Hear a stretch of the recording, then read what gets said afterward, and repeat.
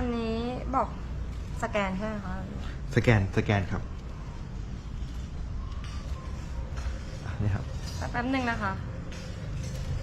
ไม่รู้เป็นไรเดี๋ยวนี้เน็ตช้าเหมือนเขายังไม่ได้มาทำကဲဒီဗီဒီယိုလေးကတော့အစားအစာမှာပြီးတော့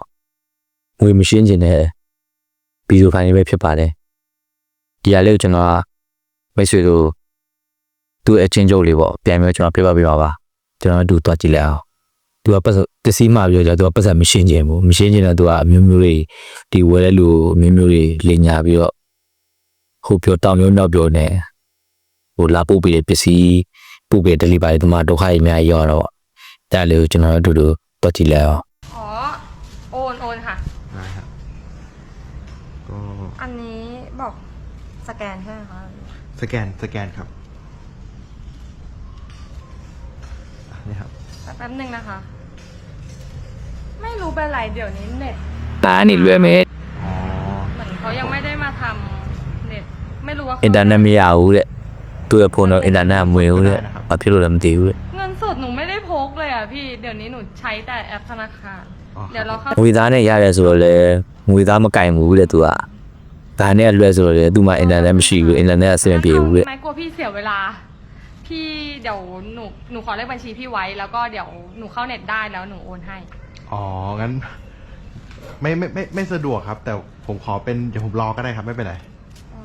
ပစ္စည်းပို့ရလို့သူ့ရဲ့ဘန်နံပါတ်ပေးထားကြလိုက်တဲ့ဒီကနေပြီးတော့မှလွှဲပေးလိုက်မယ်တဲ့ผมแชร์เน็ตပစ္စည်းပို့ရလို့အဆင်ပြေဘူးတဲ့ပတ်စံတစ်ခါယူအောင်ရမှာมันเป็นไรไม่รู้มันไม่ค่อยรับเน็ต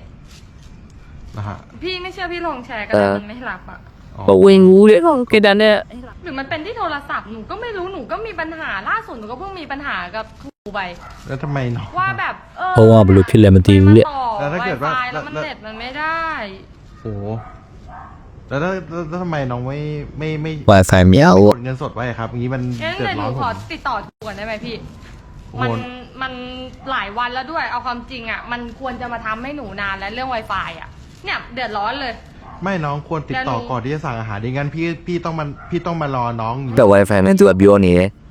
พี่ไม่มีเวลามารอน้องขนาดนั้นนะเนี่ยหนูถึงบอกว่าငွေသားပေးဆိုလဲငွေသားကိုทำหนูเดือดร้อนเลยอ่ะพี่မကင်ဘူးတဲ့အင်တာနက်နဲ့လွှဲဆိုတော့လေ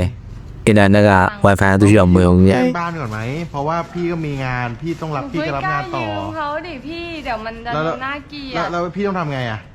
ဟုတ်တယ်လေเลขบัญชีค่ะพี่เอาเลขบัญชีပစ္စည်းလာပို့လို့ဒီလိုတော့တယ်မို့နောက်တဲ့နေရာပို့ပြအောင်အလုပ်ကြီးရှိရလေเดี๋ยวหนูน่าจะได้นะเน็ตอะเพราะว่าเหมือนเขาทำมาให้แล้วโอ้งั้นพี่ต้องรอตรงนี้ครึ่งชั่วโมงเลยเหรอไม่ใช่ค่ะพี่ไปทำงานของพี่ได้เลยเดี๋ยวพี่จะเสียเวลาไม่แล้วงั้นเอาเลขบัญชีพี่มาเลยค่ะแล้วถ้าน้องไม่โอนให้พี่อะเลขอะไรคะไม่พี่ไม่สะดวกနောက်တဲ့နိုင်ဝက်လောက်နေမှာလွှဲလိုက်မယ်เลยพี่ให้จบงานได้น้องจะเอาไงငွေသားဆိုလည်းမရှိဘူးแล้วเนี่ยแล้วน้องไม่เตรียมตัวแล้วน้องแบบพอพี่มาส่งข้าวให้แล้วน้องไม่มีเงินจ่ายพี่งี้พี่เดือดร้อนนะพี่จบงานไม่ได้พี่รับงานต่อไม่ได้นะเอาไงดีอ่ะพี่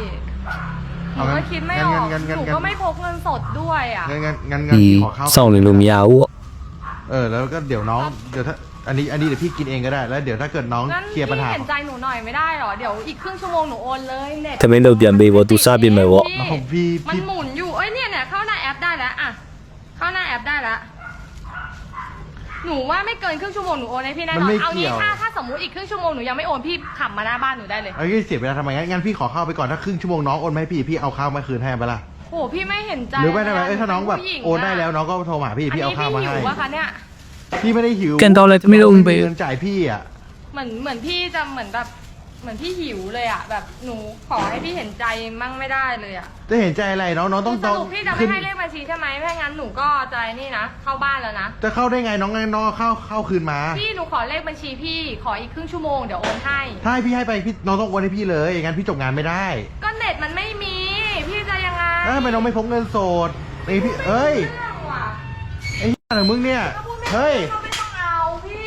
เฮ้ยมันนี่ก็มาပြီးတော့ပစ္စည်းပြန်ဟိုမှာပြီးတော့ပတ်စံရှင်းမှုတော့ကိုနီလည်းကိုဟန်နဲ့ကိုအောင်ရှာထားအောင်ပေါ့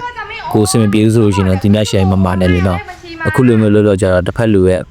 พี่รอไม่ได้เนาะလုပ်ငန်းကိုင်ငန်းနေပြတ်တယ်နောက်နေ့ပြီးဒီတညာတဲ့မိုးလေတိုင်းနဲ့လည်းသူပို့ပေးအောင်ပေါ့ဟ ခက်တီတီပဲနော်ခက်တီတီပဲတွေ့လားတွေ့လား ဦး သမင်းတို့ပြန်ပေးဆိုလည်းမရအောင်သမင်းတို့ပြန်ပေးဆိုလည်းမရအောင်